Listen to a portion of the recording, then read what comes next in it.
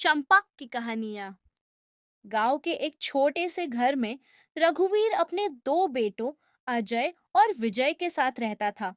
रघुवीर ने अपनी पूरी जिंदगी अपने बेटों को अच्छी शिक्षा देने में लगा दी।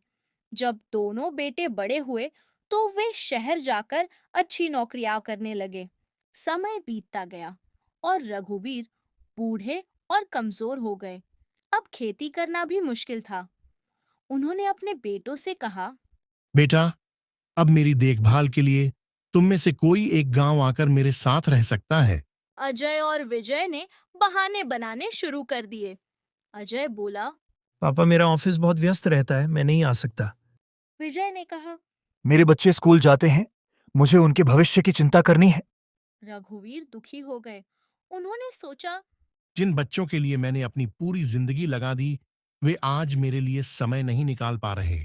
एक दिन गांव में रामदास नाम का एक व्यक्ति आया। वह एक साधारण आदमी था जो किसी काम की तलाश में था। जब उसने रघुवीर को अकेले खेतों में मेहनत करते देखा तो उसने कहा। बाबा, अगर आप चाहें तो मैं आपकी मदद कर सकता हूँ। रघुवीर ने उसे अपने घर पर रख लिया। धीरे धीरे रामदास रघुवीर की सेवा करने लगा। वह उनके लिए खाना बनाता, खेतों में काम करता और उनकी देखभाल करता। कुछ महीनों बाद अजय और विजय गांव आए। उन्होंने देखा कि उनके पिता अब खुश थे और रामदास उनके बेटे की तरह देखभाल कर रहा था।